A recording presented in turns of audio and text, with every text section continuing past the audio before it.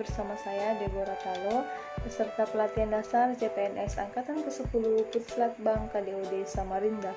Pada malam hari ini saya akan meresume materi yang telah saya dapatkan dari Bapak Hari, yaitu tentang World of Government atau WOG. Apa itu WOG? WOG adalah pendekatan penyelenggara pemerintah menyatukan upaya-upaya kolaborasi pemerintah dari keseluruhan sektor dalam ruang lingkup koordinasi, yaitu dalam bentuk kebijakan pembangunan, manajemen program, dan pelayanan publik. Ada beberapa keyword atau kata kunci dari WOG, yaitu integritas, koordinasi, kolaborasi, teamwork, terpusat, goal, kapasitas, dan terpadu. Visualisasi WOG yaitu penggabungan antara instansi-instansi yang terkait menjadi satu tempat dan yang memberi satu tujuan. Mengapa WOG? Yaitu karena adanya faktor eksternal seperti dorongan publik atau pelayanan publik. Yang kedua, karena adanya faktor internal yaitu fenomena ketimpangan, kapasitas sektoral atau ego sektoral. Dan yang ketiga, karena adanya keberagaman latar belakang, nilai budaya, adat istiadat, dan faktor lainnya. Ada beberapa kategori WOG. Yang pertama, kategori koordinasi, adanya penyertaan, dialog, dan joint planning, perencanaan bersama. Dan yang kedua, kategori integrasi, yaitu joint working, kolaborasi sementara, joint venture, yaitu perencanaan jangka panjang, dan satelit atau entitas yang terpisah. Dan yang ketiga, kedekatan pelibatan, yaitu aliansi strategis, perencanaan jangka panjang, union dan merger, penggabungan ke dalam struktur baru.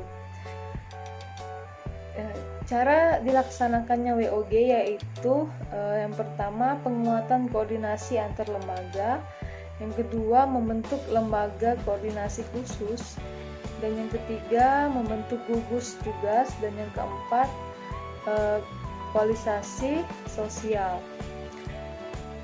Ada beberapa tantangan dalam praktik WOG, yaitu yang pertama, kapasitas SDM dan institusi, dan yang kedua, nilai dan budaya institusi, dan yang ketiga, kepemimpinan, dan ditambah lagi informasi dan waktu. Praktek WOG dalam pelayanan publik yaitu ada 4, yaitu yang pertama, administrasi atau surat menyurat. Contohnya pembuatan KTP, akte, SIM, dan lain-lain. Yang kedua, jasa. Contohnya jasa pendidikan atau jasa pelatihan. Dan yang ketiga, barang, pelayanan publik barang, yaitu seperti PDAM dan PLN. Dan yang keempat, pelayanan publik regulatif, yaitu bicara tentang hukum, contohnya standar pelayanan atau SOP. Ada beberapa pola pelayanan, yaitu yang pertama, pola pelayanan teknis dan fungsional, dan yang kedua, pola pelayanan satu atap, yaitu satu gedung ada instansi terkait di dalamnya, dan yang ketiga, pelayanan pola satu pintu, dan yang keempat, pola pelayanan terpusat, dan yang kelima, pola pelayanan elektronik. Contoh WOG yang sudah ada di Indonesia, yaitu yang pertama, pelayanan bergerak mobile, adanya SIM keliling, dan pelayanan satu atap yaitu adanya Samsat, pelayanan satu pintu yaitu adanya PTSP, penanaman modal, dan adanya pelayanan online yaitu portal layanan publik.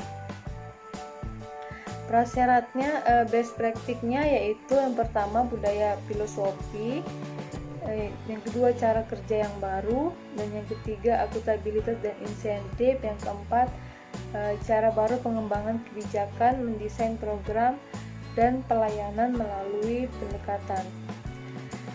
Action plan yang akan saya lakukan yaitu melakukan kerjasama antara laboratorium yang ada di Universitas Borneo Tarakan dalam rangka melaksanakan penelitian dan praktikum mahasiswa, dan bisa juga menjalin kerjasama antar instansi yang ada di Tarakan yang berkaitan dengan laboratorium, misalnya instansi lab dari pengendalian mutu karantina ikan dan laboratorium dari Dinas Kelautan dan Perikanan. Demikian resume saya pada malam hari ini. Sekian dan terima kasih. Selamat malam.